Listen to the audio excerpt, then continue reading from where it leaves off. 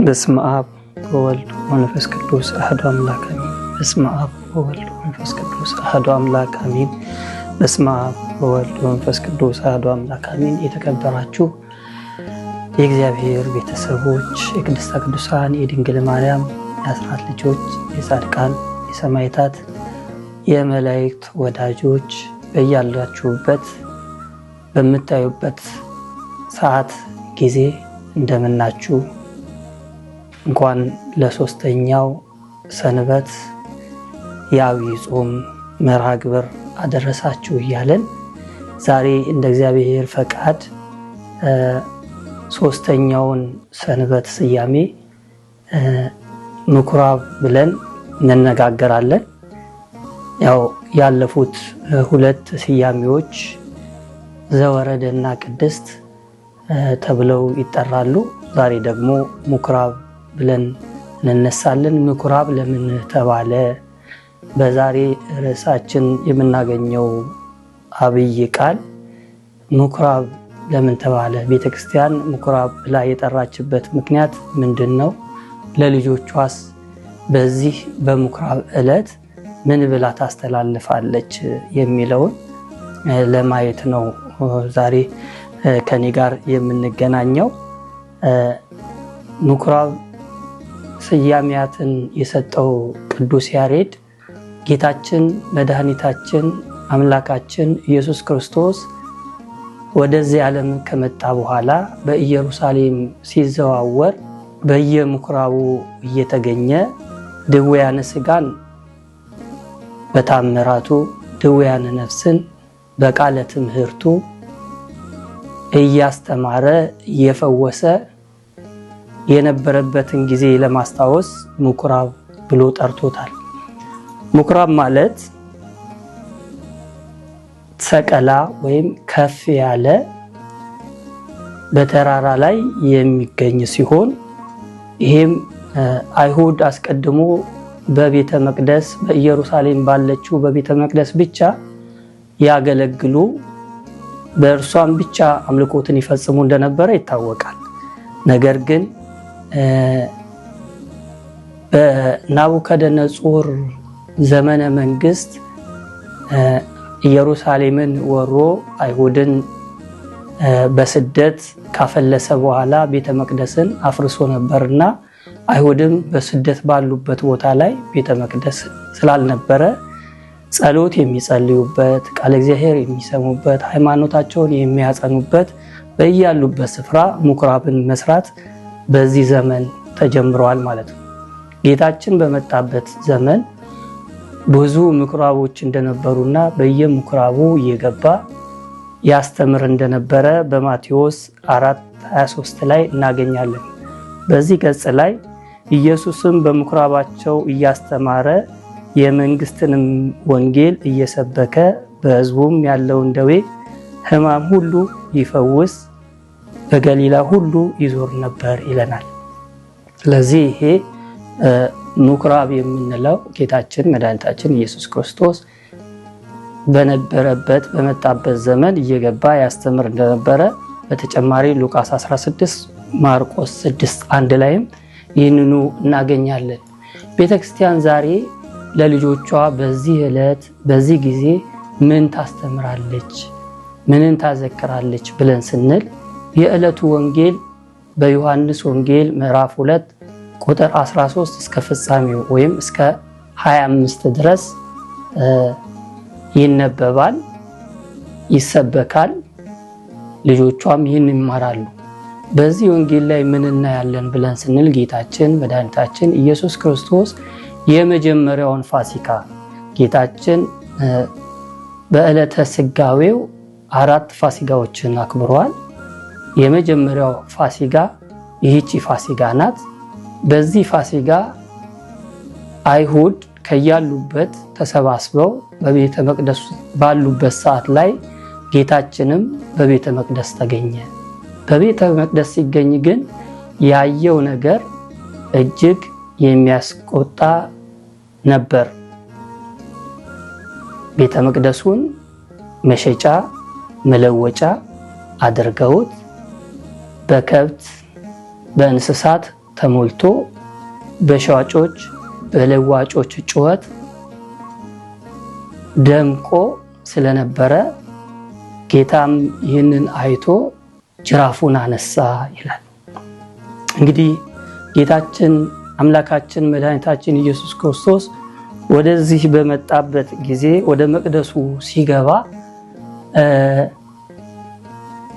አይሁድ ይህንን ተግባር የፈጸሙበት ትልቅ አበይት ምክንያት ምንድነው ሲባል አይሁድ ለሮማውያን አገዛዝ ተላልፈው በተሰጡበት ሰዓት የሮማውያን የፖለቲካ ጫና ህዝቡን አውቆ ስለነበረና ብዙዎቹ በኢኮኖሚም በኑሮም ዝቅተኛ ሁኔታ ላይ እየተገኙ ስለነበር የተጨነቁትን ህዝብ ለማረጋጋት ፖለቲከኛ ሃይማኖተኞች ደግሞ ይህን ጊዜ በመጠቀም ቤተ መቅደሱን የገበያ ማዕከል አድርገውት ነበር።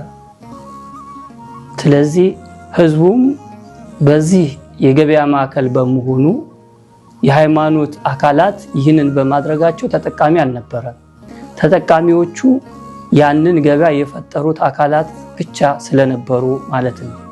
ጌታም ይህንን ስለሚያውቅ ከጭንቀታቸው ያረጋጋቸው ዘንድ የታሰሩት ይፈቱ ዘንድ በቤተ መቅደሱ ተገኝቶ ቤቴ የጸሎት ቤት ትሰኛለች፣ እናንተ ግን የወንበዴዎች ዋሻ አደረጋችሁት ብሎ ከብቶችን ፈቶ ገርፎ አስወጣ። እርግቦችንም ለባለቤቶቹ ይዛችሁ ውጡ አላቸው። ምክንያቱም ከብቶቹ ይገረፋሉ፣ እርግቦቹ ግን ይህንን አይችሉምና ባለቤቶቹ አንስተው እንዲወስዱ አደረገ። ገንዘባቸውንም በተነ ይላል። በተነ ሲባል ተአምራትን አደረገ። ይኸውም ተአምራት ምንድነው ሲባል ሁሉም በየኮሮጆአቸው በየስፍራቸው ገንዘባቸው ሀብታቸው እንዲሰጥ እንዲከማች እንዲቀመጥ አደረገ። ልክ ንቦች በየቀፏቸው እንዲሰባሰቡ የነሱን ገንዘብ በየኮሮጆአቸው እንዲሰባሰብ አደረገ። ሀብታቸውን ሰጥቶ እንዲወጡ አደረጋቸው። የተጨነቁትም እንዲረጋጉ ቤቱንም እንዲያጸዳ ማለት ነው። ጌታችን አምላካችን መድኃኒታችን ኢየሱስ ክርስቶስ በቤተ መቅደስ ገብቶ ይህንን ማድረጉ ስለ ሁለት ጉዳዮችን እናነሳለን። አንደኛው ቤተ መቅደሱን ያነጻ ዘንድ ቤተ መቅደስ ሰዎች ከእግዚአብሔር ጋር የሚገናኙበት፣ ጸሎት የሚያደርጉበት፣ እግዚአብሔርን የሚያነጋግሩበት፣ ከጭንቀታቸው የሚረጋጉበት ነው እንጂ የአካላዊ ወይም ስጋዊ ሽያጮች የሚከናወኑበት፣ ክፋት የሚሰራበት፣ ኃጢአት የሚደረግበት፣ ዘረኞች የሚሰባሰቡበት፣ ሰዎች በወገን ተከፋፍለው ከእግዚአብሔር ተለይተው ራሳቸውን የሚያስቡበት ስላልሆነ ከዚህ ያነጻ ዘንድ በመቅደሱ ተገኝቶ ይህንን ፈጽሟል። ሌላው የእንስሳት መስዋዕትነት አብቅቷልና የእንስሳት መስዋዕትነት ከዚህ በኋላ አያስፈልግም፣ እኔ አማናዊ መስዋዕት ነኝ ሲል እንስሳቱን ሻጮችን አስወግዶ በመቅደሱ ተገኝቶ ይህንን ፈጽሟል። አሁን ቤተክርስቲያን ይህንን በየዘመናቱ እያስታወሰች ለልጆቿ የምታስተምረው ቤተክርስቲያን ስንል ሶስት አይነት መንገድ አለው። አንደኛው ህንፃ ቤተክርስቲያን ነው። ቅዱስ ሥጋውን ክቡር ደሙን የምንቀበልበት ከአብራከ መንፈስ ቅዱስ ከማይፀነ ዮርዳኖስ ልጅነትን የምናገኝበት ቤተክርስቲያን ነው።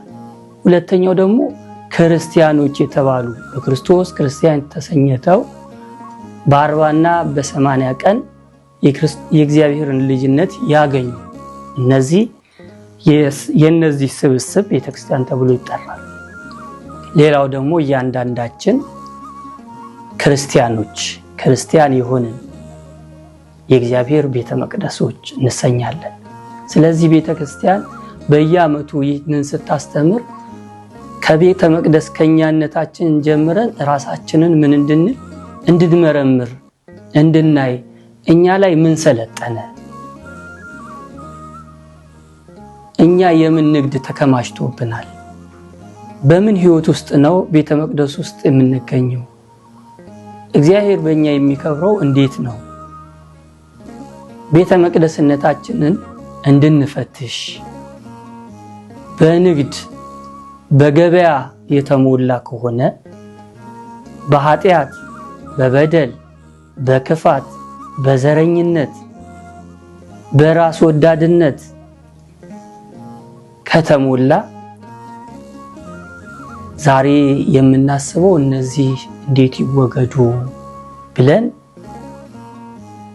በወንጌሉ እንደተገለጸው የቤትህ ቅናት አቃጠለኝ ብሎ እንደተገለጸው እኛም በውስጣችን መቅደስ ሆነን ሳለ ቤተክርስቲያን ሆነን ሳለ የእግዚአብሔር ማደሪያ ሆነን ሳለ የእግዚአብሔር ማደሪያነታችንን በማቆሸሻችን እንድንጸጸት እንድንጸልይ ከዚህ ገበያ ከዚህ ተግባር እንድንርቅ ውስጣችን ያሉት ተግባራት በእያንዳንዳቸው እንዲወጡ ጸሎታችን ጾማችን ይህንን የተመለከተ እንዲሆን በዚህ ቅኝት ውስጥ እንድንሄድ ቤተክርስቲያናችን ታስተምረናለች ሌላው ህንጻ ቤተክርስቲያን ዛሬ ህንጻ ቤተክርስቲያን ብዙዎች በገንዘብ ወዳድነት በሆድ አደርነት በዘረኝነት ቤተክርስቲያንን አሳልፈው ሰጥተዋታል ቤተክርስቲያን ስርዓቷ ህጓ ትውፊቷ እየተጠበቀላት አይደለም ቤተክርስቲያን ተላልፋ ተሰጥታለች